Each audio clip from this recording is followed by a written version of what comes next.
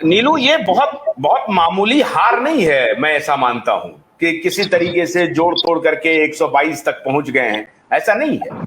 Simply बात लग रही है 7-8% हो सकता है, 9-10% तक ये वोटिंग परसेंटेज जो है वो राइज कर सकता है, जो अभी स्थिति दिखाई पड़ रही है। और 140 का अगर आंकड़ा अपने दम पर कांग्रेस पार्टी करती है, तो इस लिहाज से अगर प्रकाश जी कह रहे हैं या अगर हम जो ये सवाल उठा रहे हैं कि ये मोदी जी की हार है, क्या आप मानेंगे कि ये मोदी जी की हार है? ऑफ कोर्स ये मोदी जी की तो हार है ही है, और जो आंकड़ा हम अभी कांग्रेस का देख रहे हैं, ये मुझे बिल्कुल भी सरप्राइज नहीं कर रहा है।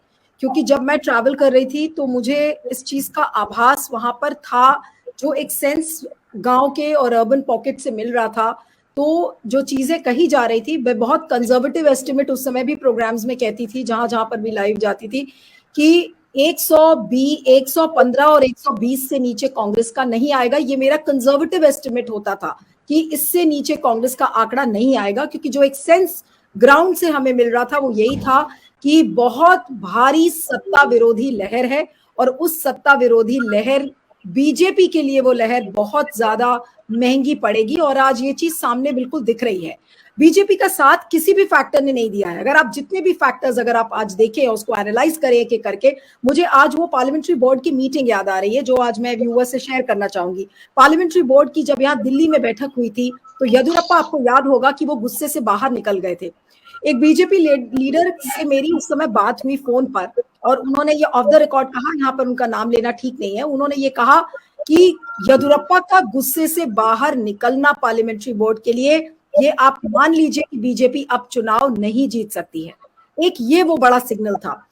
दूसरा, जगदीश शेट्टार, ठीक है, जगदीश शेट्टार हार रहे हैं, लेकिन वो एक, हम उसको आइसोलेशन में नहीं देख सकते।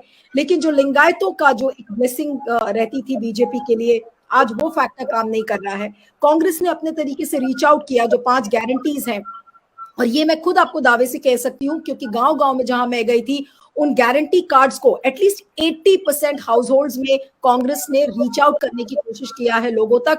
उन 5 गारंटी कार्ड्स के जरिए लोगों की होल्ड लगी रहती थी, ये मैं खुद देखा है। मैं ये कैसे विश्वास करूं कि जो मैं खुद अपनी आंखों से देख रही हूँ वो गलत है।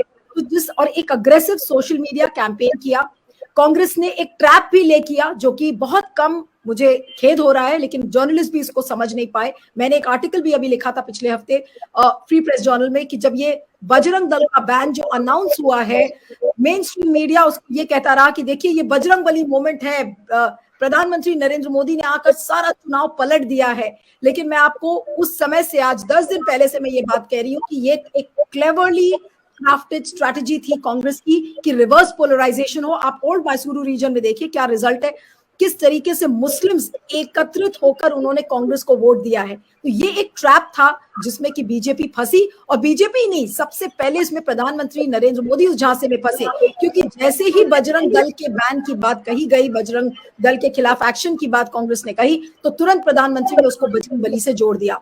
तो वन साइज फिट्स ऑल का जो फॉर्मूला बीजेपी का होता है कि हम उसी तरीके से हम नॉर्थ में भी करेंगे, हम उसी तरीके से अपना कैंपेन साउथ में चलाएंगे, तो one size doesn't fit all. This is the biggest lesson for BJP, and particularly Prime Minister Narendra Modi has to understand कि जो वो कहेंगे वो हर चीज की एक्सेप्टेबिलिटी आज के भारत में नहीं हो सकती, and specially when it comes to a literate audience in South. इस चीज को, इस डिफरेंस को आज बीजेपी को समझना होगा, प्रधानमंत्री नरेंद्र मोदी को समझना होगा।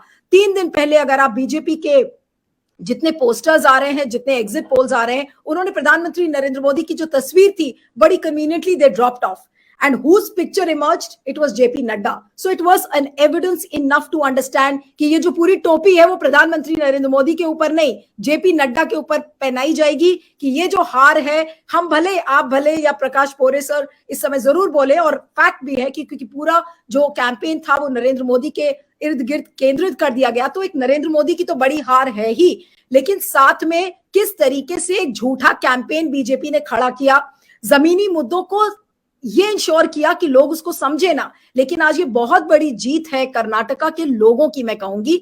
प्रधानमंत्री नरेंद्र मोदी की डिफीट तो एक सेकेंडरी फैक्टर है, लेकिन ये पूरे देश के लिए एक लेसन है कि आपको किन मुद्दों पर वोट करना चाहिए। आज क्या जनता इससे कोई सीख लेगी, ये एक बहुत बड़ी बात है। जी आशु। नीलू, एक जो पैटर्न ऑफ कैंपेन है भारतीय जनता पार्टी का, कि